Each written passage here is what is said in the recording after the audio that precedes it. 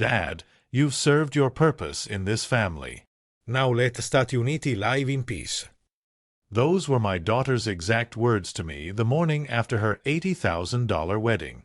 There I stood, still in my wrinkled suit from the night before, watching her pack for her honeymoon with money I'd given them.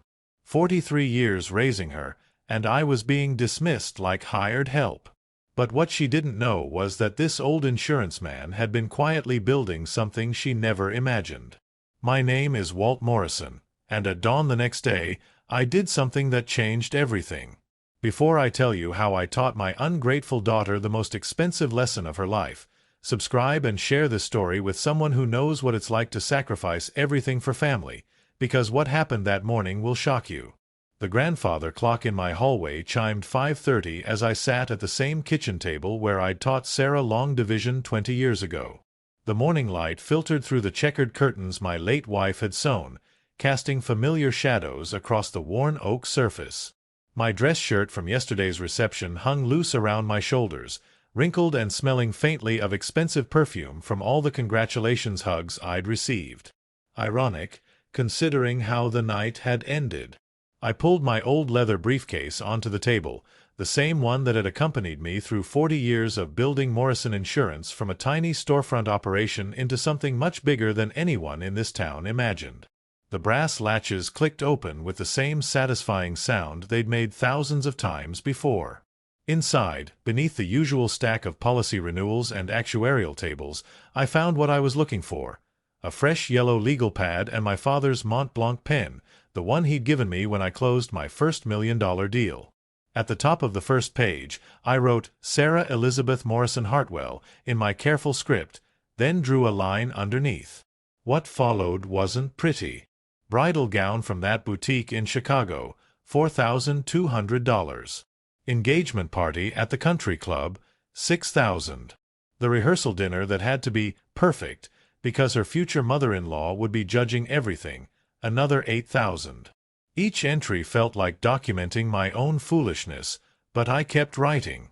The list grew longer as my coffee grew colder. Flowers flown in from Oregon because local ones weren't sophisticated enough. A string quartet for the ceremony because recorded music was tacky. An ice sculpture that melted before dessert was served. By page 2, I was remembering things I'd forgotten, like the $300 for specialty linens and the $500 for upgraded lighting because the venue's standard setup didn't photograph well enough for Instagram. The morning air was crisp enough that I should have closed the window, but something about the chill felt appropriate. It matched the cold realization settling in my chest as the numbers climbed higher. $83,417. That's what my daughter's happiness had cost me, and apparently it came with an expiration date of exactly one night. My phone buzzed with a text from Sarah's new husband. "Thanks again for everything, Walt. You really went above and beyond." The kid meant well, I suppose, but he had no idea what his wife had said to me in private, or how those words were about to change everything. I set the phone aside without responding and reached for my personal checkbook, the one connected to accounts that Sarah had never seen statements for. People in Cedar Falls knew me as Walt Morrison, the insurance guy who drove a 15-year-old pickup truck and wore the same 3 sport coats in rotation. What they didn't know was that 4 decades of carefully investing every spare dollar, of buying undervalued properties and quietly building a portfolio that would make their heads spin, had created something extraordinary. My apparent frugality wasn't poverty, it was strategy. I flipped to a fresh page and began writing a different kind of list, this one containing phone numbers. My attorney. My financial advisor. The property management company that handled my rental portfolio. Each name represented a piece of a puzzle that my ungrateful daughter was about to help me complete. The sun was fully up now, and Cedar Falls was waking up to what seemed like an ordinary Tuesday morning. But for the Morrison family, nothing would ever be ordinary again. Sarah Elizabeth Morrison had never worked a day in her life, and I suppose that was my fault. From the moment she could walk, she pointed at things and expected them to appear, and like a fool, I made sure they did. private ballet lessons at Miss Catherine's Academy when she was 5 because the community center classes weren't refined enough.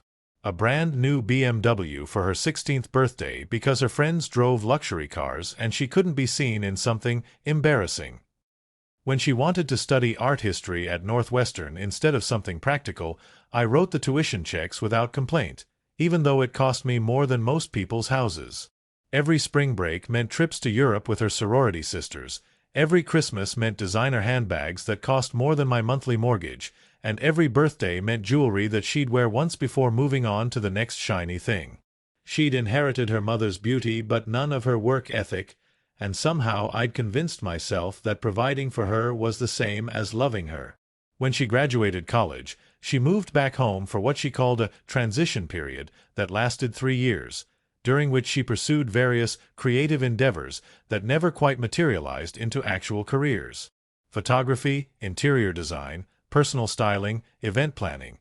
Each new passion required expensive equipment, courses, and startup capital that I happily provided, thinking I was supporting her dreams. The truth was, I was enabling a lifestyle that had no connection to reality, creating a person who saw money not as something earned through hard work and sacrifice, but as something that simply existed for her convenience. She treated restaurant servers like personal assistants, complained when stores didn't carry her size in designer clothes, and once threw a genuine tantrum when her favorite spa was booked on the day she wanted an appointment. Her friends were carbon copies of herself, beautiful, entitled young women who measured their worth in Instagram likes and viewed their parents as walking ATMs whose only purpose was to fund their lifestyles. Even her choice of husband reflected this mindset. James Hartwell came from old money, the kind of family that had never known want or need, and he saw Sarah as the perfect ornament for his predetermined life of country club memberships and charity galas. During their engagement, she'd planned their wedding like a military campaign, demanding perfection in every detail and dismissing any suggestion of budget consciousness as small-minded thinking. She'd wanted a fairy tale, and I'd given her one, complete with a princess who believed the world owed her everything simply because she existed. The wedding had been everything Sarah dreamed of, and everything I never wanted to pay for. 12 months of planning had culminated in what the local newspaper called the social event of the season, though they had no idea what that event had actually cost the father of the bride. The venue alone had been a nightmare of negotiations. Sarah had fallen in love with the Riverside Estate, a historic mansion 2 hours outside Cedar Falls that typically hosted corporate retreats for Fortune 500 companies. When the event coordinator quoted me $45,000 just for the space rental, I nearly choked on my coffee, but Sarah's tears and James's smooth reassurances about family investment had somehow convinced me to sign the contract. Then came the upgrades. The standard package wasn't elegant enough, so we needed premium linens at $800 per table for 25 tables. The basic lighting was too harsh for photography, so we upgraded to the romantic ambience package for another $3,000. The cocktail hour couldn't possibly be held in the standard reception area, so we rented additional outdoor space with custom tent installation that required special permits and weather contingency planning. Each conversation with the wedding planner felt like death by 1,000 cuts, as Sarah discovered new, essential elements that somehow hadn't been mentioned in the original quote. The flowers were perhaps the most ridiculous expense of all. Sarah had seen a wedding in some glossy magazine featuring cascading orchid arrangements, and nothing else would do.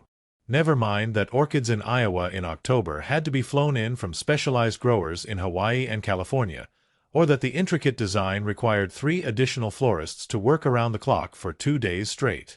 $8,000 for flowers that would be wilted and thrown away by morning, but Sarah's happiness was apparently worth any price. The photographer she'd chosen was a pretentious artist from New York who charged $5,000 plus travel expenses and insisted on an assistant, a videographer, and special lighting equipment that required its own technician. He spent the entire day treating the wedding like his personal art project, demanding multiple outfit changes for the bridal party and arranging elaborate shots that delayed the ceremony by 40 minutes. The food was another source of escalating costs, as Sarah rejected the venue's standard catering in favor of a celebrity chef from Chicago who specialized in farm-to-table fusion cuisine. His menu featured ingredients I'd never heard of, prepared using techniques that required special equipment rentals and a team of 6 additional sous chefs. The cake alone cost $1,800 and was so architecturally complex that it needed its own transportation specialist and on-site assembly team. But perhaps the most galling expense was the open bar that James had insisted upon to impress his fraternity brothers, who treated my generosity like a personal challenge to see how much top-shelf liquor they could consume.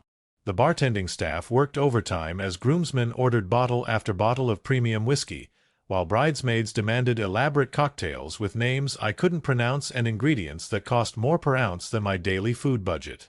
Music came from a 12-piece orchestra that Sarah had discovered at a charity gala, plus a separate DJ for the after-party, plus a string quartet for the ceremony itself, because apparently recorded music was beneath the standards of a Morrison wedding.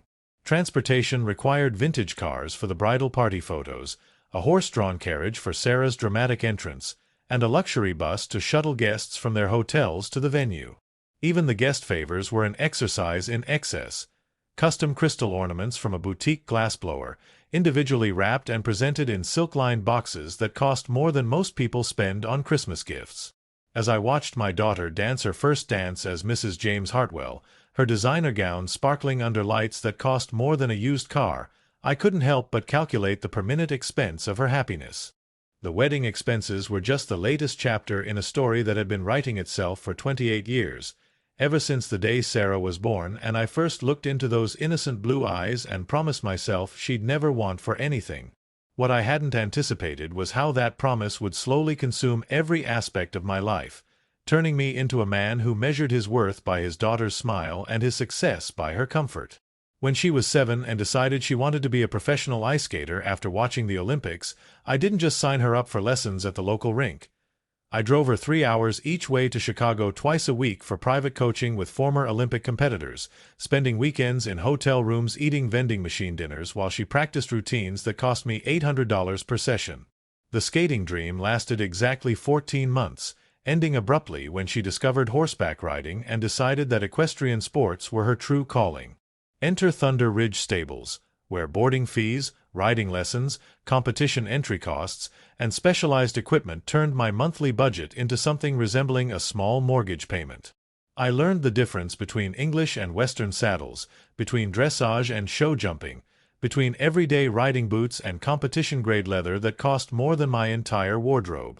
When Sarah outgrew her first horse, a gentle mare named Buttercup, she convinced me that serious riders needed serious mounts, leading to the purchase of a 17-hand thoroughbred whose monthly care costs exceeded what most families spent on groceries. Each new passion required complete reinvention of our family's financial priorities, and somehow I always found ways to make the numbers work, even when it meant delaying my own retirement savings or driving my pickup truck for another year instead of replacing its failing transmission. High school brought different challenges as Sarah discovered that social status required constant investment in appearance, activities, and experiences that would impress her peer group. Spring break trips to Cancun with friends whose parents owned vacation homes, summer camps in Switzerland for cultural enrichment, and a steady stream of formal dresses for dances and events that seemed to multiply like rabbits throughout the school year.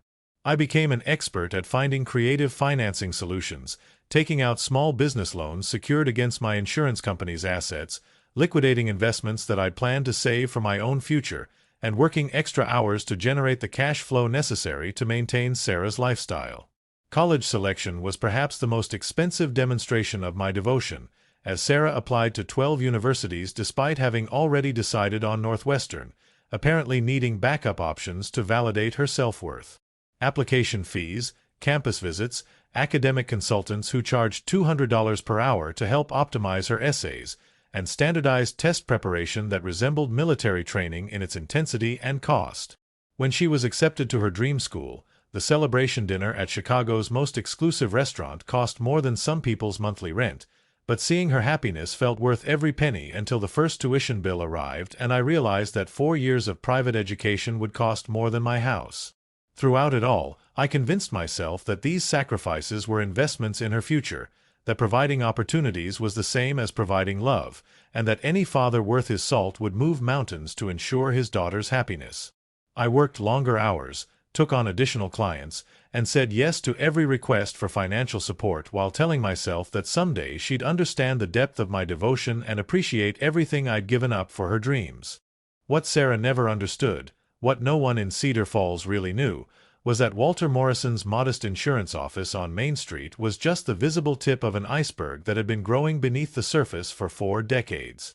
Morrison Insurance had started in 1983 with a $5,000 loan from my father-in-law and a cramped office above Peterson's hardware store, where the smell of turpentine seeped through the floorboards and the radiator clanked like a ghost in chains every winter morning.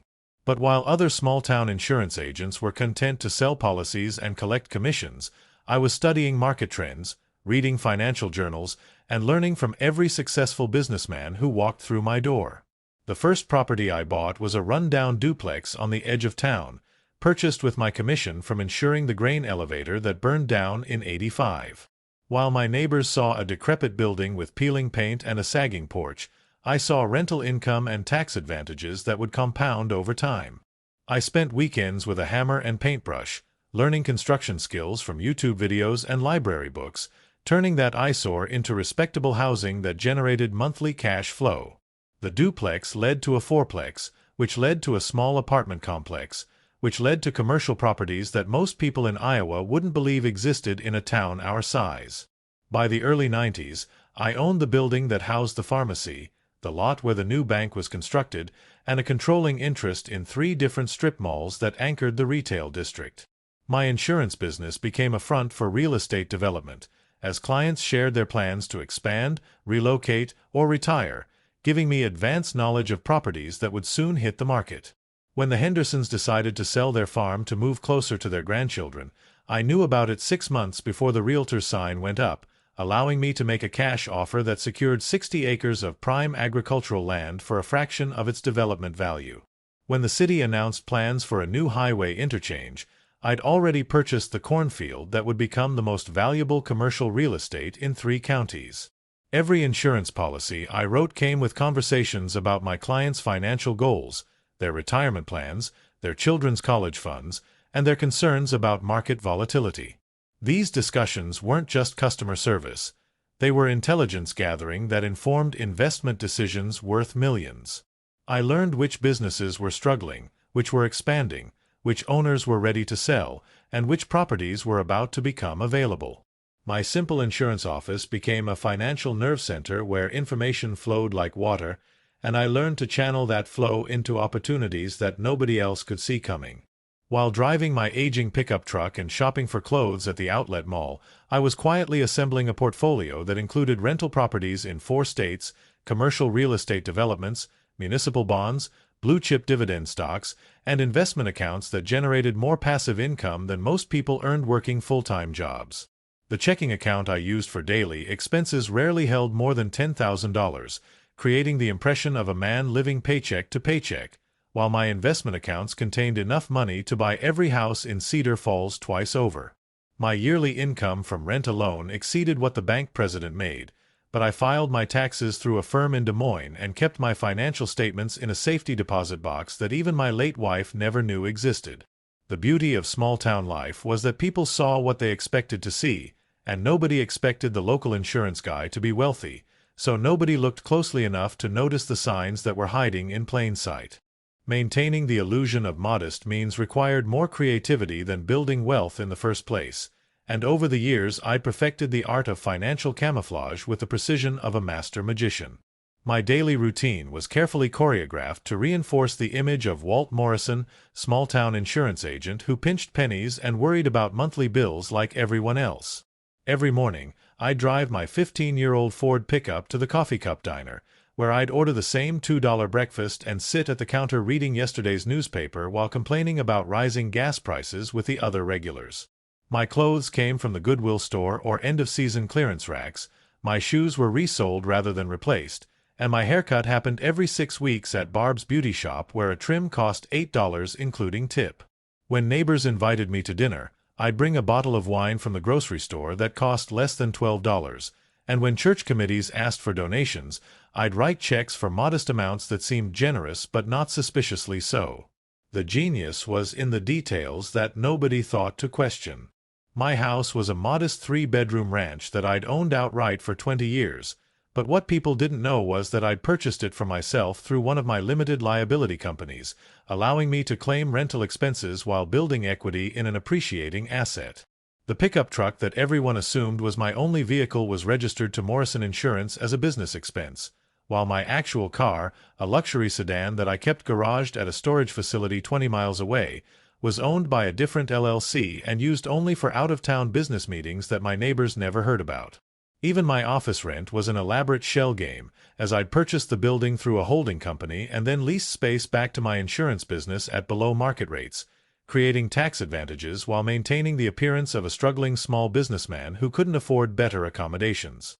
Banking required the most careful orchestration, as I maintained checking accounts at 3 different local institutions while keeping my serious money scattered across investment firms in Chicago, Minneapolis, and Kansas City that handled my portfolios through numbered accounts and offshore trusts. When people saw me at the Cedar Falls First National, I was making deposits from insurance commissions and withdrawing money for ordinary expenses, playing the role of a customer who counted every dollar and worried about overdraft fees.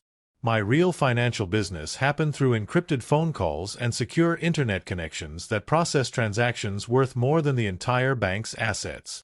The monthly statements that arrived at my home address were for small accounts containing just enough money to seem realistic, while the documents that detailed my actual net worth were delivered to a post office box in Des Moines that I visited once a month during supposed business trips. Credit cards were another masterpiece of misdirection, as I used store-brand cards with low limits for local purchases while keeping high-limit platinum cards locked in my safe for the rare occasions when I needed to access serious money without creating paper trails. When the roof needed repair or the furnace required replacement, I'd grumble about unexpected expenses and take out small loans from the local bank, even though I could have paid cash for a new house without affecting my lifestyle. Property taxes on my modest home were always paid promptly but never early, maintaining the fiction of a man who budgeted carefully and couldn't afford to prepay bills for the minor discount. My insurance business itself was perhaps the most elaborate disguise, as the commissions I earned were real but insignificant compared to my investment income, yet I treated every policy sale like it mattered desperately to my survival. When clients thanked me for helping them save money on their premiums, I'd smile and joke about needing every commission to keep the lights on, never mentioning that I probably owned the utility company stock that generated their monthly bills. The morning after Sarah's wedding dawned gray and drizzling, matching my mood as I sat in my kitchen, still wearing the wrinkled dress shirt from the reception, nursing black coffee and wondering how a father could feel so empty after supposedly giving his daughter everything she'd ever wanted. My head pounded from the combination of champagne, exhaustion, and the hollow ache that had settled in my chest sometime around midnight when the last guest had stumbled out of the reception hall and I'd finally allowed myself to calculate the true cost of my daughter's happiness. The house felt too quiet, too large, too full of memories of birthday parties and Christmas mornings when Sarah's laughter had filled every room like music.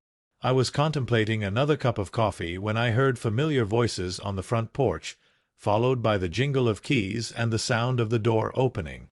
Sarah appeared in the kitchen doorway, still wearing her going-away outfit from the night before, her new husband James trailing behind her with an armload of wedding gifts and a sheepish expression that suggested he'd rather be anywhere else. She looked around the kitchen with the kind of critical assessment that real estate agents use when evaluating property, her gaze lingering on the outdated appliances, the scratched countertops, and the checkered curtains that had hung in the same position for 15 years.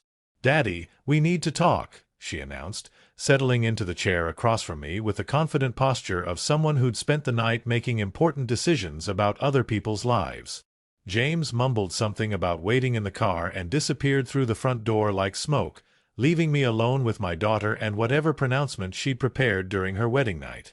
Sarah folded her hands on the table with the same businesslike manner she'd used when negotiating wedding vendors, and I felt my stomach clench with the premonition that this conversation wouldn't end with requests for more money. "James and I have been talking, and we've decided it's time for some changes in how this family operates," she began, her voice carrying the tone of someone delivering a corporate restructuring announcement.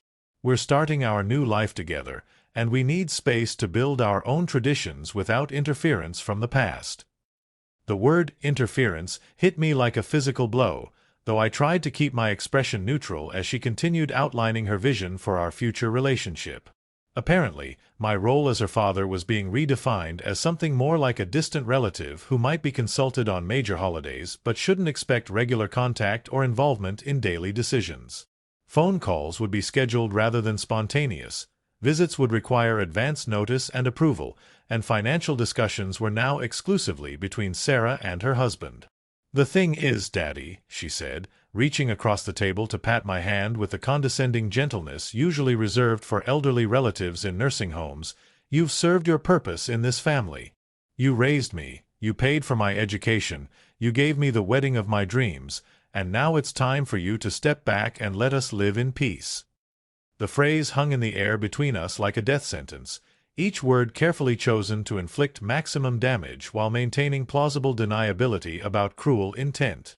Served your purpose, as if I were a piece of equipment that had completed its function and could now be discarded without ceremony or gratitude.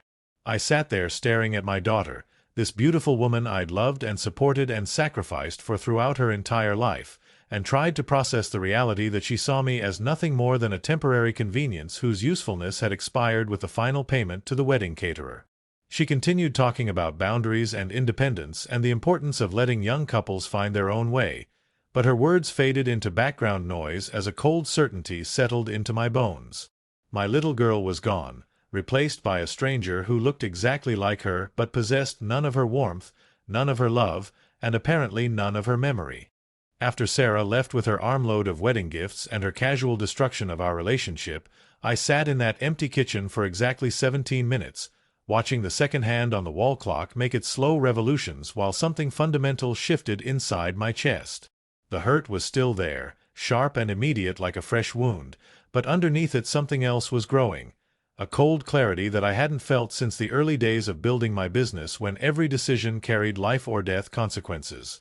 I walked to my home office, a small room that neighbors assumed contained nothing more interesting than tax records and insurance policy templates, and unlocked the filing cabinet that held my real business.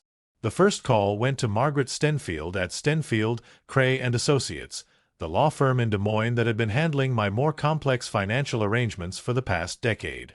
Margaret answered on the second ring, her voice carrying that crisp professionalism that came from charging $400 per hour and delivering results that justified every penny. Walt, good morning. "I trust the wedding went well." Her tone suggested she already knew this wasn't a social call, and when I explained what I needed, her silence stretched long enough that I wondered if the connection had dropped. "You're absolutely certain about this course of action?" she finally asked, and when I confirmed that certainty, I could hear her fingers already moving across her keyboard. "I'll need about 4 hours to review the relevant documents and prepare the preliminary paperwork. Should I proceed on the assumption that this is time-sensitive?"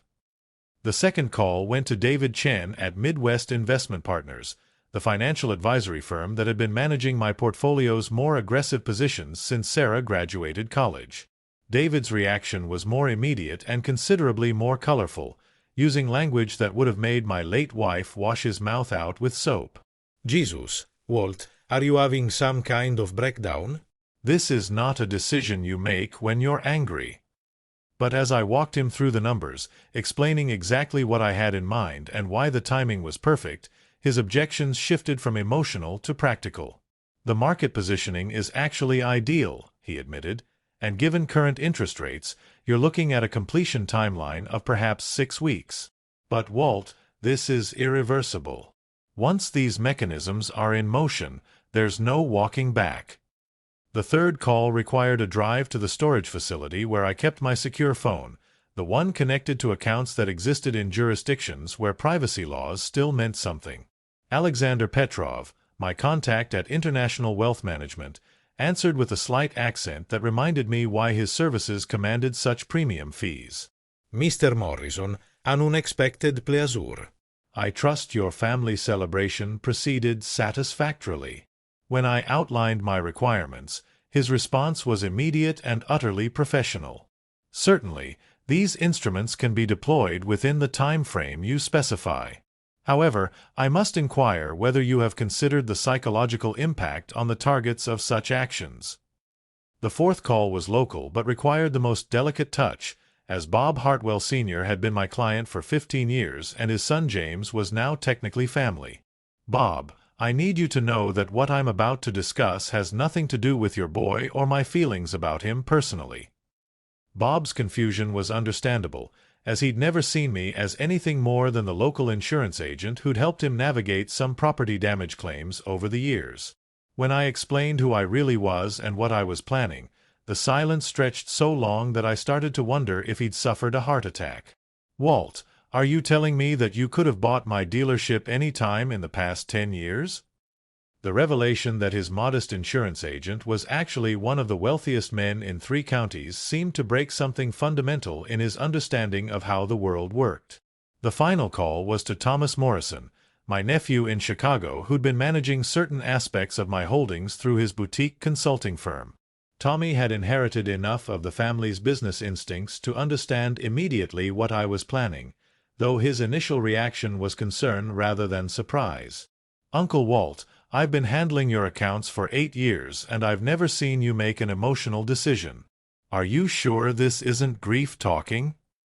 But as I explained the deeper strategy, the way this action would serve multiple purposes beyond simple revenge, he began to appreciate the elegance of what I had in mind. "It's actually brilliant in a terrifying way," he admitted. "But you realize there's no going back after this, right? This changes everything, permanently." By noon, my dining room table looked like the war room of a Fortune 500 corporate takeover, covered with financial documents, legal briefs, property deeds, and investment statements that revealed the true scope of what Walter Morrison had quietly assembled over 4 decades of patient planning. Margaret had delivered the preliminary legal framework via encrypted email. David had provided market analysis showing optimal timing for the various financial maneuvers, and Alexander had confirmed that the offshore mechanisms were already in motion. But the real genius of what I was planning wasn't in the complex financial instruments or the legal structures. It was in the psychological precision of teaching my daughter a lesson she would never, ever forget. The centerpiece of my strategy was elegant in its simplicity.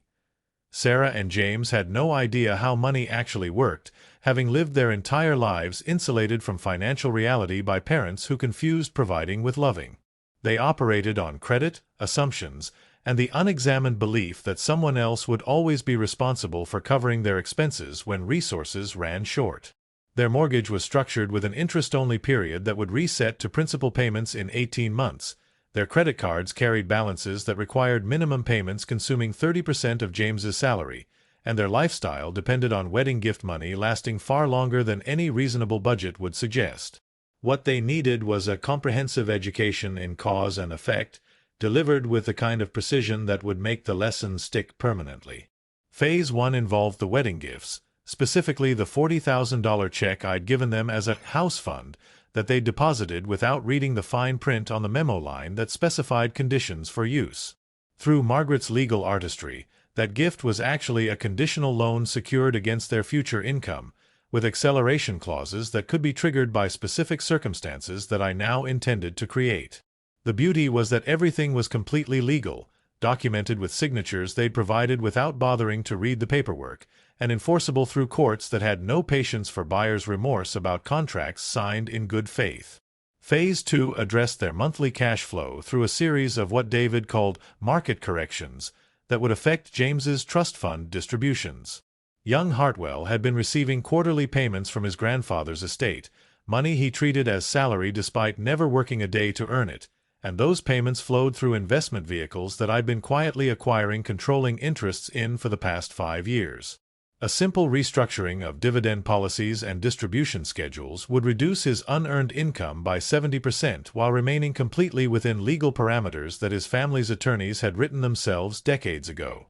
Phase 3 was perhaps the most educational component, involving the luxury apartment they'd rented in Des Moines that cost more per month than most families spent on mortgages. Through a network of holding companies that even Alexander admired for their complexity, I'd recently acquired the entire building where they lived, giving me the authority to implement new lease terms that reflected current market realities rather than the below-market rates they'd been enjoying due to family connections. Their rent would triple effective with their next lease renewal, which happened to coincide perfectly with the reduction in James's trust fund income and the acceleration of their wedding gift loan. Phase 4 targeted their social status, the carefully curated image of success that mattered more to them than actual financial security. Their country club membership, their luxury car leases, their credit lines at exclusive boutiques, and their access to family connections that opened doors throughout Iowa's social elite. All of these advantages flowed through financial institutions and business relationships that I'd been cultivating for longer than they'd been alive. A few strategic phone calls from the right people, expressing concerns about creditworthiness and changing circumstances, would close doors faster than they could understand what was happening. The final phase was purely educational, designed to teach them what 43 years of real work could accomplish when applied with focus and patience. Once they'd experienced genuine financial pressure, once they'd learned what it meant to budget for groceries and worry about utility bills, I would reveal the full extent of what their poor old dad had actually built. Not to rescue them, but to demonstrate the difference between earned prosperity and inherited privilege, between building something through decades of sacrifice and expecting everything to be provided by others. The timeline was crucial, as each element needed to activate in sequence to maximize the educational impact without creating opportunities for escape or early resolution. Margaret estimated 6 weeks for full implementation, David projected completion before their first wedding anniversary, and Alexander assured me that the international components would be invisible until I chose to reveal them. Sarah wanted to live in peace without interference from her father? She was about to discover exactly what that independence actually cost. The implementation began at exactly 9:17 a.m. on a Tuesday morning, 6 days after Sarah's devastating dismissal, when Margaret's paralegal hand-delivered a manila envelope to the front desk of Hartwell & Associates, the boutique investment firm where James worked part-time in what his family generously called a learning position. Inside was a formal notice of loan acceleration, explaining that the $40,000 wedding gift had become immediately due and payable due to material changes in the borrower's circumstances, specifically their failure to use the funds for the stated purpose of home purchase within the specified time frame. The language was dense legal prose that would require expensive attorney consultation to fully understand, but the bottom line was crystal clear. Sarah and James now owed me $40,000 plus accumulated interest, with 30 days to arrange payment or face collection proceedings that would make their financial difficulties a matter of public record. Phase 2 activated simultaneously across 3 different time zones as Alexander's international team executed what he called a precision restructuring of the Hartwell Family Trust distributions. The beauty of this maneuver was its complete legality. I wasn't stealing or manipulating, merely exercising rights that I'd legally acquired through years of patient investment in the financial instruments that generated James's unearned income. His quarterly check, which should have arrived that Wednesday for $28,000, instead contained a polite letter explaining that market conditions and portfolio rebalancing had necessitated a temporary reduction in distributions, effective immediately. The new amount was $4,000, barely enough to cover their monthly car payments, let alone maintain the lifestyle they'd been enjoying at my expense. David Chen's team moved with military precision on Wednesday afternoon, implementing what they called a market correction that affected the luxury apartment complex where Sarah and James had been living in subsidized comfort. As the new majority owner of the building, I had the authority to adjust lease terms to reflect actual market rates rather than the sweetheart deal they'd inherited through family connections. Their rent notice arrived via certified mail on Thursday, informing them that their monthly payment would increase from $1,800 to $5,400 effective with their next lease renewal in 30 days. The notification included comparable rental listings in the Des Moines area, all of which were substantially more expensive, suggesting that their current accommodations were actually quite reasonable given the amenities and location. Friday brought what Margaret had coded as social adjustment protocols, as phone calls were placed to specific individuals whose opinions carried weight in Iowa's interconnected business and social communities. These conversations were brief, professional, and devastatingly effective. Expressions of concern about changing financial circumstances, questions about creditworthiness, and gentle suggestions that certain privileges might need to be reconsidered given evolving situations. Bob Hartwell Sr. received a call from his banker expressing concern about his son's debt-to-income ratios and suggesting that the family might want to review their various financial guarantees and co-signatures. The country club's membership committee was contacted by a long-standing member who'd heard disturbing rumors about one of their newer families and felt obligated to share concerns about continued membership obligations. Sarah's favorite boutiques received polite inquiries from their credit departments about recent charges and payment histories, leading to immediate reviews of extended credit lines and purchasing privileges. The weekend brought the piece de resistance, as Tommy Morrison's Chicago-based consulting firm initiated what he called a comprehensive asset review of James's family business connections. This wasn't about destroying the Hartwell family empire, but rather about demonstrating how quickly privileged access could evaporate when financial foundations proved less solid than assumed. Bank lines of credit that had been automatically renewed for decades suddenly required updated documentation and collateral verification. Business partnerships that had operated on handshake agreements found themselves subject to formal contract reviews and performance evaluations. Investment opportunities that had been offered as family courtesies were quietly withdrawn pending resolution of administrative concerns. By Sunday evening, less than a week after Sarah had dismissed me as having served my purpose, the carefully constructed house of cards that supported her lifestyle was collapsing with mathematical precision. James's trust fund had been reduced to a trickle, their rent was about to triple, their social connections were evaporating, and they faced a $40,000 debt that would require actual employment to resolve. The most beautiful aspect of the entire operation was its educational value. Every consequence they were experiencing was a direct result of decisions they'd made themselves, contracts they'd signed without reading, and assumptions they'd never bothered to verify. I hadn't stolen anything, hadn't broken any laws, hadn't even raised my voice or made threats. I had simply removed the financial safety net that had been supporting their fantasy lifestyle and allowed reality to teach them lessons that no amount of money could have provided. Sarah appeared at my front door on Monday morning looking like she hadn't slept in days, her usually perfect appearance replaced by dark circles under her eyes, unwashed hair pulled back in a messy ponytail, and clothes that suggested she'd been wearing them since the previous evening. The confident young woman who dismissed me as having served my purpose had been replaced by someone who looked genuinely frightened, clutching a manila folder full of documents that I recognized as the various notices and letters that had been arriving at her apartment over the past week. She pushed past me into the living room without invitation, her hands shaking as she spread the papers across my coffee table like evidence in a criminal trial. "Daddy, what is happening to us?" Her voice cracked on the question, and for just a moment I saw the little girl who used to run to me with scraped knees and broken toys, believing that her father could fix anything in the world. But that moment passed quickly as she began reading from the documents, her voice growing more hysterical with each revelation. The loan acceleration notice had apparently required 2 different attorneys to decipher, costing them $1,500 in legal fees they couldn't afford just to learn that they owed me $40,000 immediately.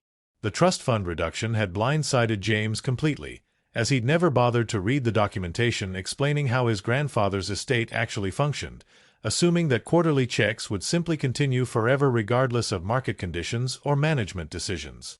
The rent increase had sent them scrambling to find alternative housing, only to discover that their credit history wasn't nearly strong enough to qualify for the luxury accommodations they'd been taking for granted. "The country club called James at work," Sarah continued, her voice climbing toward panic. "They want to discuss his membership status and suggested he might want to consider alternative recreational arrangements. His mother is absolutely mortified, and his father won't even return his phone calls." The social isolation was apparently the most devastating aspect of their education, as doors that had always opened automatically were suddenly locked tight, leaving them to confront their actual position in the community without the benefit of family connections and inherited privilege. But what really broke her composure was the revelation that their financial difficulties were becoming public knowledge, as creditors and landlords and various service providers began treating them like potential flight risks rather than valued customers. "The worst part is that nobody will explain what's actually happening," she sobbed, collapsing into the armchair where she'd sat as a child to show me her report cards and artwork from school. "James keeps saying it's just bad timing, that the markets are down and everything will recover, but I'm not stupid, Daddy. This isn't coincidence. Somebody is doing this to us deliberately, and I can't figure out who would want to hurt us this much." I let her cry for a few minutes, studying the woman I'd raised and wondering when she'd become such a stranger to me. Finally, I walked to my home office and returned with a leather portfolio that contained documents she'd never seen before. Financial statements, property deeds, investment summaries, and corporate filings that revealed the true scope of what her poor old father had been building while she'd been spending his money and dismissing his importance. "Sarah," I said quietly, settling into the chair across from her, "I want you to look at these papers very carefully, and then I want you to tell me what you think is happening to your family." Her hands shook as she opened the portfolio, her eyes scanning numbers that made no sense in the context of the modest life she'd always assumed I lived. The rental property income alone exceeded James's trust fund payments, while the investment portfolio showed returns that dwarfed what most people earned in entire careers.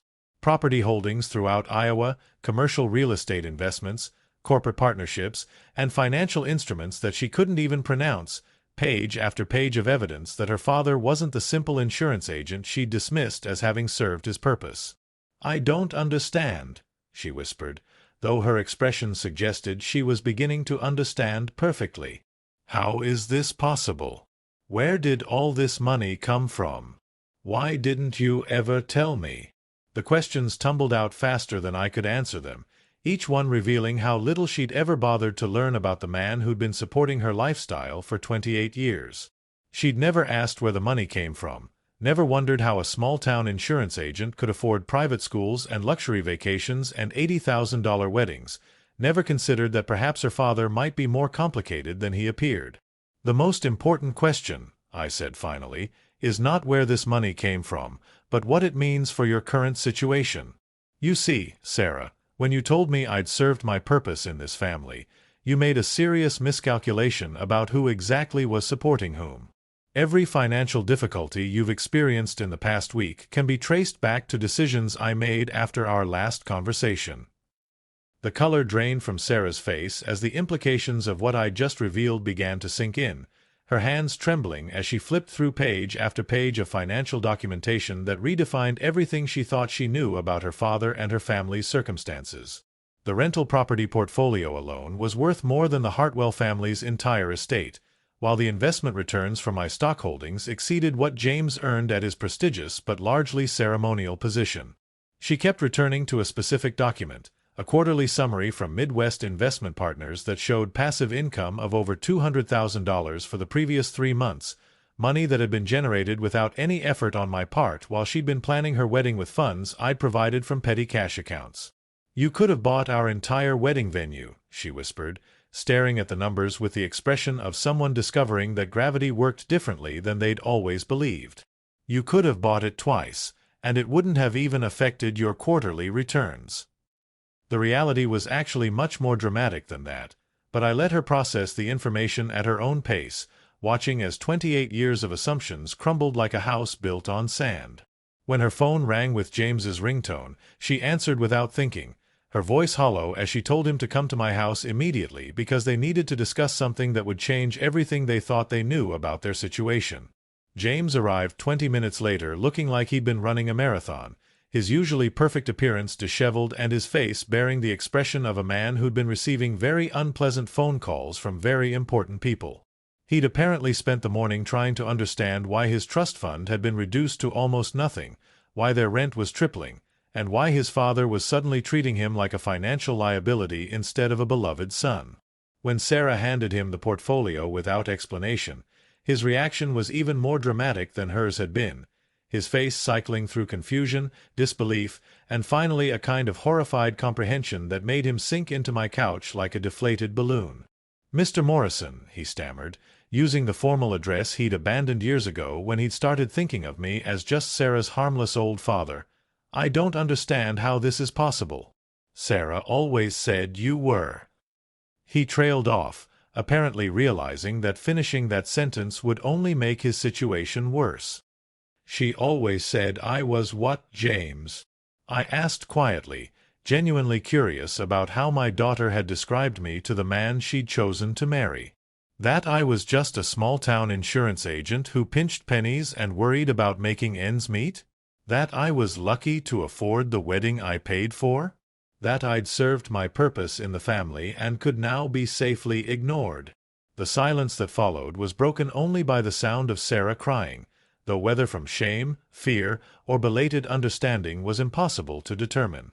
James sat staring at the financial statements like they were written in a foreign language, occasionally looking up at me with the expression of someone trying to reconcile the modest man in the worn sweater with the multimillionaire described in the documents. "The trust fund reduction," he said finally, his voice barely above a whisper. "That was you, wasn't it? And the rent increase, and the country club, and my father's phone calls about credit concerns." It wasn't really a question, as the mathematical precision of their financial collapse had become impossible to dismiss as coincidence. "The wedding gift loan," Sarah added, her voice thick with tears. "You knew we'd never read the fine print. You knew we'd just deposit the check and assume it was free money, just like everything else you've ever given me." The accusations were accurate but incomplete, as they still didn't understand the deeper lesson I'd been trying to teach them about the difference between charity and earning, between privilege and entitlement, between having money provided and learning to create value. "The most important thing you need to understand," I said, setting down my coffee cup and leaning forward to ensure they were both paying attention, "is that everything that's happened to you in the past week is completely reversible. Every loan can be forgiven, every rent increase can be rescinded, every door that's been closed can be opened again with a single phone call from me." Hope flickered in both their faces, though it was tempered by the dawning realization that such salvation would come with conditions that they might not be prepared to accept. "But first, you need to understand why this lesson was necessary, and what it's going to take to ensure that you never again make the mistake of dismissing someone whose support you've been taking for granted." The education was just beginning, and the final exam would determine whether my daughter could learn to distinguish between love and money, between family and financial convenience, and between a father who'd been protecting her and a bank account that she'd been draining without gratitude or recognition. What Sarah and James had seen in that leather portfolio was impressive but incomplete, representing only the domestic holdings that I'd been comfortable documenting through traditional American financial institutions, and as I watched them struggle to process numbers that challenged everything they thought they knew about their world, I realized that the full truth would require a more comprehensive revelation. I excused myself to retrieve additional materials from my safe, returning with documents that made their previous shock seem quaint by comparison. The offshore accounts that Alexander managed contained holdings that dwarfed my domestic portfolio, investments in international real estate, currency markets, and emerging technologies that generated returns exceeding the GDP of small countries. Property holdings in London, Tokyo, Sydney, and Sao Paulo that I'd acquired during economic downturns and held through decades of appreciation. Partnerships in mining operations, agricultural developments, and technology startups that had transformed modest investments into generational wealth. "The Morrison Family Trust," I explained, opening a document that neither of them had known existed, "currently contains assets valued at approximately $430 million, distributed across 6 countries and managed through a network of legal entities that ensure both privacy and tax efficiency." The number seemed to break something fundamental in their understanding of mathematics, as Sarah actually laughed out loud with the kind of hysteria that accompanies complete cognitive breakdown. James simply stared at the documents, occasionally shaking his head as if he could somehow make the numbers smaller through sheer disbelief. The agricultural portfolio alone was worth more than his family's car dealership empire, while the technology investments included early stakes in companies whose names they recognized from daily news coverage. "You own pieces of companies that I use every day," James whispered, pointing to a list of holdings that included everything from social media platforms to shipping companies to pharmaceutical research firms. "That app on my phone that tracks my workouts, that streaming service where we watch movies, that delivery company that brings our groceries. You've been profiting from my lifestyle choices while I complained about not having enough money." The irony was even deeper than he realized, as several of the companies were actually providing services that I'd helped finance through venture capital investments, making him quite literally a customer of businesses that his dismissive attitude toward his father-in-law had been indirectly supporting. But the most devastating revelation wasn't about money at all, but about the decades of careful planning that had made their entire lifestyle possible without them ever recognizing the source of their comfort. The Hartwell family's business success hadn't happened in isolation. It had been quietly supported through insurance policies, business loans, property deals, and investment partnerships that I'd facilitated without ever seeking credit or recognition. Bob Hartwell's dealership expansion had been financed through banks where I was a major shareholder. His real estate investments had been purchased from companies I controlled, and his family's social standing had been maintained through country club memberships and charity positions that I'd helped arrange through networks they'd never suspected existed. Your entire life, I told James gently, has been lived inside an ecosystem that I helped create and maintain, not because I wanted control over your family, but because I wanted my daughter to marry into a situation that would provide her with security and happiness. Sarah's tears had stopped as the magnitude of this revelation sank in, replaced by an expression of wonder that reminded me of the little girl who used to ask endless questions about how the world worked. "You've been protecting us without us knowing it," she said slowly, as if testing the words to see if they made sense. "All those years when I thought you were just my father who paid for things, you were actually orchestrating our entire world to make sure we'd be safe and happy." The truth was even more complex than that, involving decades of strategic thinking about generational wealth, family dynamics, and the delicate balance between providing opportunities and avoiding the kind of entitled dependency that destroyed so many wealthy families. Every dollar I'd spent on Sarah's education, every business connection I'd facilitated for James, every social introduction and financial safety net had been calculated to build rather than enable, to strengthen rather than weaken, to prepare them for eventually understanding and managing the legacy I'd been building in their names. "The lesson I've been trying to teach you," I continued, watching their faces as understanding slowly replaced shock, "isn't about money or power or even respect, though all of those things matter. It's about recognizing that the people who love you might be more complicated, more capable, and more essential to your well-being than you've bothered to discover."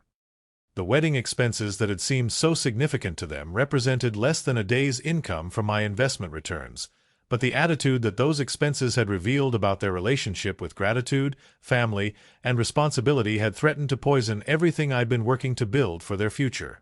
The silence that followed my explanation stretched for nearly 5 minutes, broken only by the grandfather clock marking time and the sound of Sarah's quiet sobbing as she finally understood the true magnitude of what she'd almost thrown away with her careless words about my having served my purpose. When she finally looked up at me, her eyes were red and swollen, but there was something different in her expression, a maturity that I hadn't seen since she was a small child, before the world had convinced her that everything valuable came without effort or consequence. "Daddy," she whispered, the word carrying more weight than it had in years, "I am so incredibly sorry. I don't even know how to begin apologizing for what I said to you, for how I've treated you, for how completely blind I've been to everything you've been doing for me my entire life." Her voice broke on the last words, and when she moved from her chair to kneel beside mine, I saw the little girl who used to bring me flowers she'd picked from the neighbor's garden, thinking they were gifts that would make me happy. "I said you'd served your purpose in this family, but the truth is that I never even understood what your purpose was. I thought you were just the man who paid for things, who showed up when I needed money, who existed to make my life easier." The honesty was painful but necessary, as she'd finally articulated the transactional relationship that I'd been enabling for far too long. James shifted uncomfortably on the couch, apparently recognizing his own attitudes reflected in his wife's confession, and when Sarah reached for his hand, he joined her on the floor in what looked suspiciously like a position of supplication. "Mr. Morrison, Walt, Dad," he stammered, cycling through the various ways he'd addressed me over the years as if trying to find the right level of respect for this new reality, "I owe you an apology that's probably impossible to give adequately. I've been living in a world that you created and maintained, enjoying benefits that you provided, and treating you like—" He struggled to find words that wouldn't make his situation worse, finally settling on brutal honesty. "I treated you like you were lucky to be included in our lives, like you should be grateful that your daughter had found someone from a good family to marry. I never bothered to learn who you really were or what you'd accomplished, because I assumed I already knew everything that mattered." The admission was devastating in its accuracy, though I appreciated his willingness to confront uncomfortable truths about his own character and assumptions. What struck me most was how young they both seemed in this moment, despite being married adults with college educations and social connections that had always made them feel sophisticated and worldly. "The hardest part," Sarah continued, her voice steadier now though tears continued to fall, "is realizing how many times you must have wanted to tell me the truth, how many times I must have hurt you with my assumptions and my ingratitude, and how patient you've been while I learned to become the kind of person who could say such horrible things to her own father." She was right about the patience, though wrong about the frequency of my temptation to reveal the truth. I'd actually enjoyed the dual existence, the challenge of maintaining the illusion while building something extraordinary, the satisfaction of knowing that my modest exterior concealed capabilities that would surprise everyone who thought they knew Walter Morrison. "What I need to know," she said, looking directly into my eyes with an intensity that reminded me of her mother during serious conversations, "is whether you can ever forgive me for being so selfish and blind and cruel, and whether there's any way I can earn back the right to be your daughter in more than just biological terms." The question hung in the air between us, loaded with implications that went far beyond simple forgiveness into fundamental questions about what family meant and how relationships recovered from such comprehensive failure. James cleared his throat nervously before adding his own plea to Sarah's. "And I need to know if there's a way for me to prove that I can be the kind of son-in-law who deserves to be part of a family like this, someone who contributes instead of just consuming, someone who recognizes and appreciates what he's been given instead of taking it for granted." Their requests were touching but incomplete, focusing on forgiveness without addressing the structural changes that would be necessary to prevent similar failures in the future. "Forgiveness is the easy part," I told them, reaching out to help Sarah back into her chair because kneeling on my hardwood floor couldn't be comfortable for extended conversations. "The harder question is whether you're prepared to accept the responsibilities that come with understanding who your family really is and what we're capable of accomplishing together." What I was proposing wasn't a simple return to our previous relationship, but a fundamental restructuring that would require them to grow into roles they'd never imagined needing to fill, with expectations that would challenge everything they thought they knew about themselves and their futures. 6 months after that transformative morning in my living room, Sarah and James had become completely different people, though the change hadn't happened overnight or without significant growing pains along the way. The first month had been particularly challenging as they'd struggled to adjust their lifestyle to match their actual earning capacity rather than the inflated expectations that my invisible support had enabled for so many years. James had started working full-time for the first time in his privileged life, taking a legitimate position at his father's dealership where he learned the difference between inherited status and earned respect. Sarah had enrolled in a financial planning certification program, determined to understand the money management principles that she'd never needed to learn when someone else was handling all the complex decisions. They'd moved from their luxury apartment to a modest 2-bedroom rental that they could afford on James's actual salary, and while the adjustment had been difficult, they discovered satisfaction in paying their own bills and managing their own household without external subsidies or safety nets.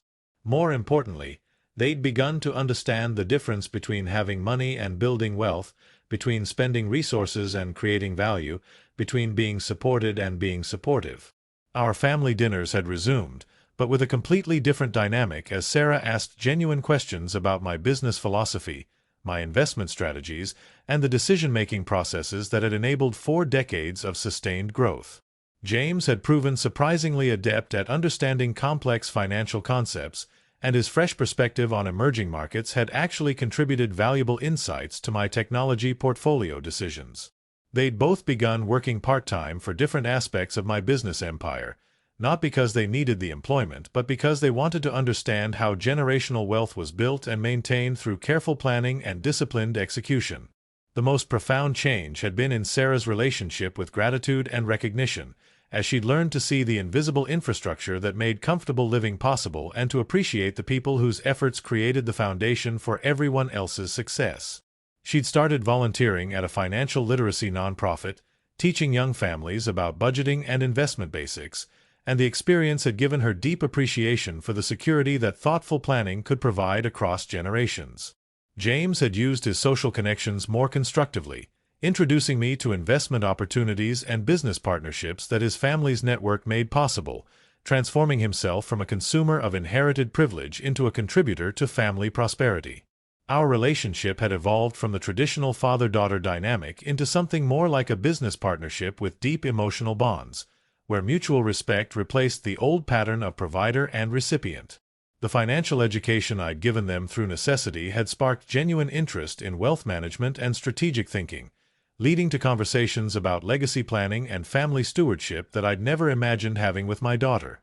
They'd also begun to understand the broader implications of our family's financial position, including the responsibility that came with having resources that could impact entire communities and the obligation to use that influence constructively rather than simply accumulating more wealth for its own sake. Perhaps most satisfying was watching Sarah develop the same patient, long-term perspective that had enabled my own success, as she learned to think in decades rather than months and to value sustainable growth over immediate gratification. The lesson that had begun with her cruel dismissal of my importance had evolved into a comprehensive education about family, responsibility, and the difference between superficial appearances and substantial reality. When friends and neighbors asked about the changes in our family's dynamics, I always told them the same thing. Never underestimate the people who love you, never take for granted the support you receive, and never assume you understand someone's capabilities based on their willingness to live modestly. The man driving the old pickup truck might own the company where you work, the woman shopping with coupons might have investment accounts that exceed your lifetime earnings, and the parents who seem ordinary might have spent decades building something extraordinary for your benefit. My story had taught my daughter to look deeper, to ask better questions, and to recognize that the most valuable people in your life might be the ones who choose humility over display, service over recognition, and love over credit. If this story reminded you to never judge by appearances and to appreciate the people who support you without seeking recognition, leave me a comment telling me about your experience with underestimating someone important in your life. Don't forget to subscribe because this old grandpa has many more life lessons to share about the difference between what people appear to be and who they really are.